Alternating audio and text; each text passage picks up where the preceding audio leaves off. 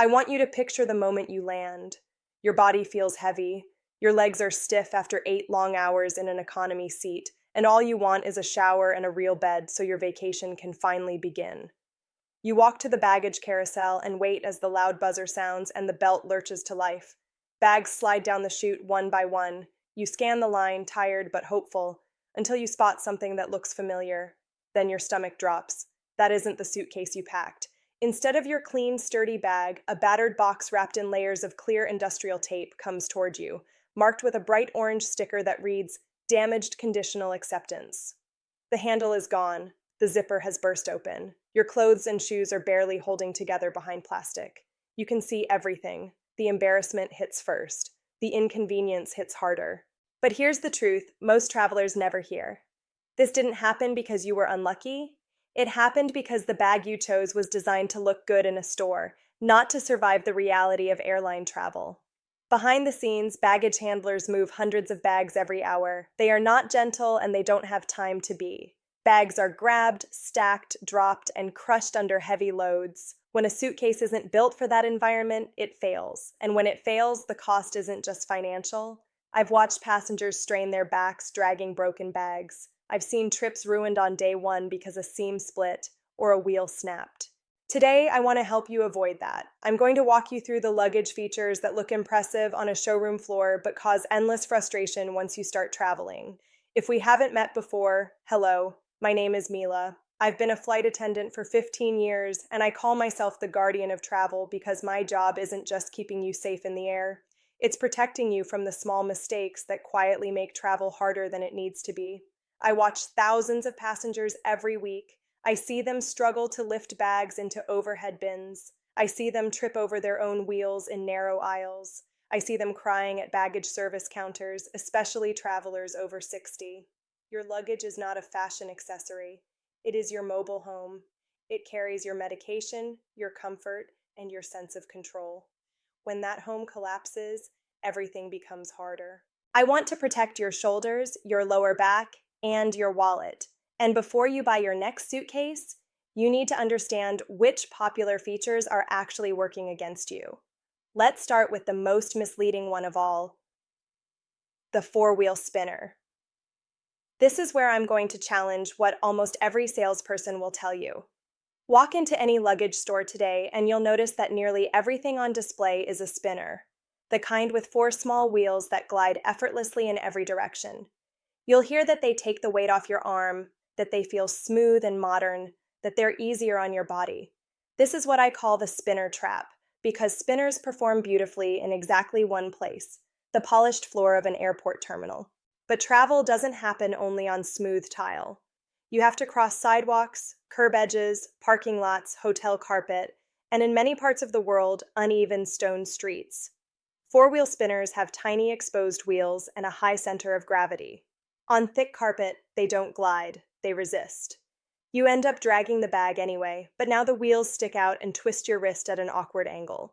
On cracked pavement or cobblestones, those small wheels jam instantly. The bag stops, but your body keeps moving. That's when people trip. There's another risk most shoppers never think about. Spinners don't have brakes. I want you to remember that. No brakes. I once met a woman named Mrs. Davies, 72 years old, traveling alone in Italy. She was waiting on a train platform in Florence. The ground looked flat, but it had a slight slope you couldn't see. She let go of her spinner for just a moment to check her ticket. The bag began to roll. It picked up speed. When she realized it was heading toward the tracks, she lunged for it. She caught the handle, but the momentum pulled her forward. She fell hard onto the platform and fractured her wrist. Her vacation continued, but not the way she imagined, all because the bag wouldn't stay put. Now here's something I want you to notice next time you travel. Look at the flight crew. Look at pilots and flight attendants as they move through the airport. What kind of bags do we use? Almost all of us pull two-wheel rollerboards. There's a reason for that. Two-wheel bags have recessed, larger wheels that handle cracks, curbs, and rough surfaces far better. When you stop walking, the bag rests on 2 rubber feet. It stays where you leave it. If balance or wrist strength is a concern for you, a two-wheel bag is almost always the safer choice. If you truly love the feel of a spinner, then you must look for one with wheel locks. Without locks, you are signing up to hold onto that handle every second you're standing still, whether you're in a train station, an elevator, or a crowded terminal. Once you get past the wheels, there's another mistake that quietly causes chaos at baggage claim. It's color. Most people buy black luggage because it looks clean and professional. This leads directly to what I call carousel blindness. On any given flight, the majority of bags are medium-sized black rectangles. When you're exhausted and jet-lagged, your brain starts playing tricks. You see a black bag and think it's yours. You grab it, you leave. Accidental bag swaps happen every single day. For younger travelers, this is annoying. For older travelers, it can be disastrous. Your bag doesn't just hold clothes, it holds prescription medication, orthopedic shoes, medical devices, and personal items you can't easily replace. I once had a passenger, Mr. Clark, flying to Fort Lauderdale to catch a cruise. In a rush, he grabbed a black bag that looked like his and headed straight to the ship. Only after boarding did he realize it wasn't his. His own bag, with his medication and formal clothes, was still circling the carousel back at the airport. The ship sailed. He spent 7 days wearing the same outfit, washing underwear in the sink, because nothing on board fit him properly. Many people try to solve this with ribbons tied to the handle. Don't do that. Ribbons get caught in conveyor machinery and are often ripped off. Instead, you need something unmistakable. A bright luggage strap wrapped around the entire bag does 2 jobs at once. It makes the bag instantly recognizable, and if a zipper fails, it helps keep everything contained. For extra security, mark the shell itself with a paint pen or bold initials. No one accidentally walks off with a suitcase that looks unmistakably yours, because how a suitcase opens can quietly turn your hotel room into an obstacle course. This brings us to one of the most common design trends I see causing real problems for travelers, especially in Europe and on cruises. I'm talking about the hard-shell clamshell suitcase, the kind that zips down the middle and opens like a book into 2 equal halves. In a store, this looks smart and organized. 2 neat compartments, everything balanced. In the real world, it's a space hog. Most hotel luggage racks are designed for traditional suitcases, ones with a deep base and a thinner lid. When you place a clamshell bag on that rack and unzip it, the heavy top half swings open and hits the wall, or worse, pulls the entire suitcase off the stand. The only alternative is to lay it flat on the floor. In many European hotel rooms or cruise ship cabins, that floor space simply doesn't exist. Once the bag is open, you've lost your walking path. I remember a couple, the Millers, who stayed in a charming boutique hotel in Paris. The room was beautiful and barely larger than a walk-in closet. They both had large clamshell suitcases. To open them, they had to put them on the floor. Once open, there was no clear path from the bed to the bathroom. Mrs. Miller told me she had to step over open suitcases in the dark during the night just to use the toilet. That isn't just inconvenient, it's dangerous. Tripping over your own luggage at 3 in the morning is exactly how falls happen. If you prefer hard shell luggage, look for a top-loading or trunk-style design. These bags open with a shallow lid, allowing the deep section to stay on the rack while you access your clothes. It saves space, reduces strain, and keeps you safer in tight rooms. Now let's talk about technology, because modern luggage loves to promise convenience through electronics. You'll see suitcases with built-in USB ports and internal batteries and think it's a brilliant idea. Never worry about charging again. This brings us to what I call the lithium trap. Airlines and aviation regulators are extremely strict about lithium-ion batteries, and for good reason. A battery fire in the cargo hold is one of the most dangerous situations imaginable. Here's the rule you need to know. If a bag is checked, the battery must be removable and carried in the cabin. Many older or poorly designed smart bags have batteries that are screwed in or sewn into the lining. You cannot remove them quickly. Now picture this scenario. You're boarding a full flight. Overhead bins fill up. The gate agent tells you your bag must be checked. They ask if it contains a battery. You say yes. They ask you to remove it. You can't. At that moment, your bag is grounded. I watched a businessman face this on a flight to Tokyo. He had an expensive smart suitcase. He was forced to gate check it and couldn't remove the battery. The pilot refused to accept the bag. His choices were to miss the flight or destroy his luggage. He ended up tearing open the lining on the jet bridge, ruining the bag just to pull the battery out. It was stressful, unnecessary, and completely avoidable. If you want power, keep it separate. A small portable power bank in your personal bag is cheaper, lighter, and never causes issues at the gate. If you're considering a smart suitcase, make sure the battery pops out instantly without tools. If it doesn't, walk away. Next, we need to talk about handles, because this is where I see older travelers get injured. The single pole telescoping handle looks sleek and modern, but it's an ergonomic nightmare. When you pull a suitcase over uneven ground, the bag naturally wants to twist. With two poles, you can stabilize it. With a single pole, the handle becomes a pivot point. Every bump sends torque straight into your wrist and elbow. It gets worse if you stack another bag on top. Most tote sleeves are designed for double poles. On a single pole, that top bag spins, slides, and falls. I watched a frequent flyer, Mrs. Gable, rushing through Atlanta with a single pole suitcase and a heavy tote stacked on top. The tote spun as she turned a corner, the whole setup tipped, and she wrenched her shoulder trying to catch it. Her vacation was spent in a sling. In the store, extend the handle fully and wiggle it. If it twists easily, don't buy it. Always choose a double pole handle. It's the frame of your mobile home, and it needs to be stable. Because when a suitcase fails structurally, it usually happens at the worst possible moment.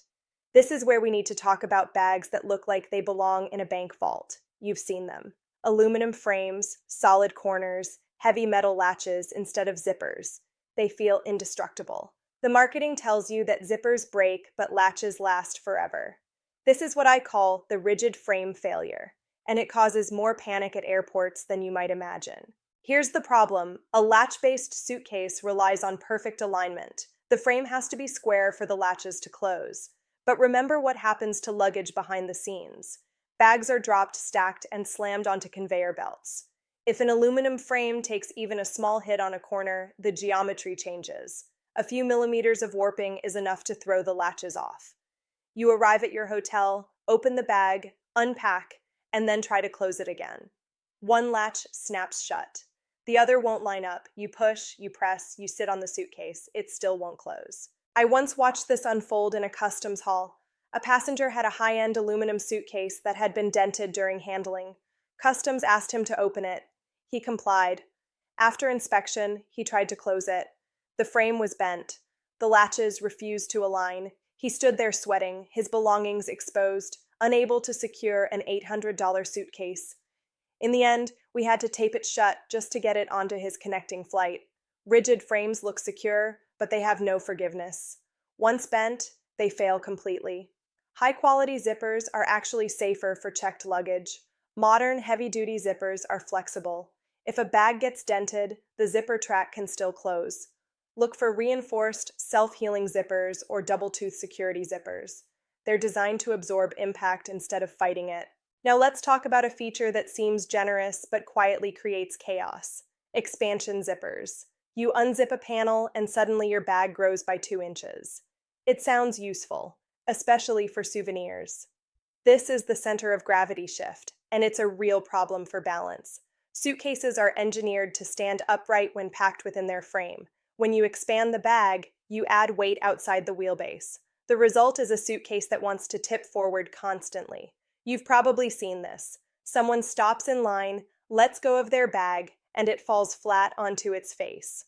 For senior travelers, this is more than annoying. It's a tripping hazard. Every time you stop to show a passport or grab a coffee, you're fighting your own luggage. Expanded carry-ons also fail airline size checks, forcing gate checks and unexpected fees. Expanded checked bags can cross size limits, triggering oversized charges that can reach $100 or more. If you need more space, don't rely on expansion. Buy a slightly larger bag or pack a collapsible duffel inside your suitcase and use it for souvenirs on the return trip. Stability matters more than flexibility. Now we need to talk about size, because this is where good intentions turn into physical strain.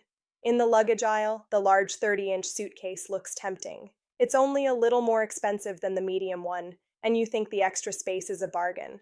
This is what I call the orthopedic disaster. A large suitcase, once packed, can easily weigh 60 to 70 pounds. Airlines cap bags at 50 pounds, which means fees are almost guaranteed. But the real cost is what it does to your body. Lifting a heavy, oversized bag into a car trunk, off a carousel, or onto a hotel bed puts extreme strain on your lower back. On trains, especially in Europe, you often have to lift bags up steep steps quickly. Trains don't wait. I remember a 74-year-old traveler in Germany who bought a massive suitcase to carry gifts. She couldn't lift it onto the train in time. The doors closed, and she watched her bag disappear down the platform while she stood helplessly inside the train with only her purse. This is why I recommend the 25-inch rule. Never buy a checked bag larger than 25 or 26 inches. It's hard to overpack, easier to lift, fits in taxi trunks, and keeps you within airline limits. Your body will thank you. And that mistake is advertising yourself as a target. This is where style works against you. Designer logos, bold luxury patterns, and instantly recognizable branding may feel like a reward for years of hard work, but in busy airports, they function like a spotlight. To professional thieves, a flashy suitcase isn't fashion. It's a signal. It says the contents are valuable and the owner is likely distracted. This is what I call the rich tourist target. Theft today rarely looks like someone running off with an entire bag. More often, it's quick and surgical, a slash to the side of a soft bag in a crowded shuttle, a popped zipper in a hotel lobby while you're checking in. A hand slips in, grabs a few items, and disappears. I once watched a first-class passenger arrive in South America with a beautiful, unmistakable set of designer luggage. The bags never made it to the carousel. A spotter had flagged them during unloading, and they were intentionally diverted before reaching baggage claim. Meanwhile, the battered, anonymous bags around them arrived without issue. The difference was visibility. Stealth matters. Buy high-quality luggage, but choose muted colors like navy, charcoal, or matte black. If you already own a flashy bag, put a plain canvas cover over it. Make it look ordinary, blend in. Camouflage is protection. Now we need to talk about the zipper itself, because this is the detail that surprises people the most. There are two common types of zippers used in luggage: chain zippers and coil zippers. Most inexpensive suitcases use coil zippers, which are essentially two nylon coils pressed together. This leads to what I call the ballpoint pen breach. With enough pressure, a standard pen can be pushed into the seam of a closed coil zipper, forcing it open instantly. A thief can open the bag, take what they want, and then zip it back up. The zipper heals. You don't realize anything is missing until you reach your hotel. I've seen claims denied because the bag arrived locked and undamaged. No broken zipper meant no proof. Chain or molded zippers, which look like interlocking blocks, resist this trick. Some brands use double-tooth security zippers that can't be spread apart.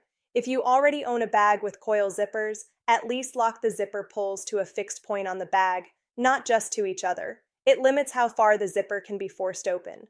We've covered wheels, color, structure, size, and security. All of it comes down to one idea. Your luggage should work with your body, not against it. And there's one last piece that ties everything together, because the right bag doesn't just prevent problems, it keeps your world open and your confidence intact. And that confidence is what keeps you traveling instead of staying home. Your suitcase is not just a container for clothes. It is the tool that determines how easily you move through the world. When you're younger, you can fight bad luggage. You can muscle it over curbs, wrestle it onto trains, and ignore the strain. But as we get older, every twist of the wrist, every awkward lift, every sudden stop matters more. A bag that tips, spins, jams, or breaks doesn't just slow you down. It makes travel feel risky, stressful, and exhausting. I've watched this happen again and again. A traveler has one bad experience with luggage, a fall on a platform, a pulled shoulder in a terminal, a broken wheel halfway through a trip. After that, they hesitate to book the next journey. They tell themselves it's too much trouble, too hard on the body, too unpredictable. And slowly, without realizing it, their world gets smaller. That's what I want to prevent. The right luggage does the opposite. It gives you stability. It stays where you put it. It rolls when you want it to roll and stops when you stop. It opens without taking over the entire room. It protects what's inside without advertising its value to everyone around you. It doesn't ask you to fight it. It supports you. Before your next trip, I want you to take a hard look at the suitcase you already own. Check the wheels. Are they 2 or 4? And do they actually work on carpet and pavement? Extend the handle and twist it gently. Does it feel solid or flimsy? Look at the zipper. Is it a sturdy chain or an easily spread coil? Measure the size and think honestly about how heavy it gets when fully packed. Ask yourself one simple question. Does this bag make travel easier for me or harder? If the answer is harder, it's not a failure on your part. You were sold a story instead of a tool, and now you know better. Choose luggage that respects your body, protects your belongings, and fits the way you actually travel, not the way a showroom imagines you do. I'd love to hear from you. Take a moment to check your current suitcase and tell me what you find. Are you using 2 wheels or 4? Have you ever had a wheel break or a zipper fail mid-trip? Sharing these experiences helps other travelers avoid the same mistakes. I'll leave you with this. Travel is freedom. It's visiting family, seeing new places, and proving to yourself that the world is still within reach. Don't let a poorly designed bag take that away from you. Buy the luggage that works, not the one that looks good under bright store lights. Protect your balance, your strength, and your peace of mind.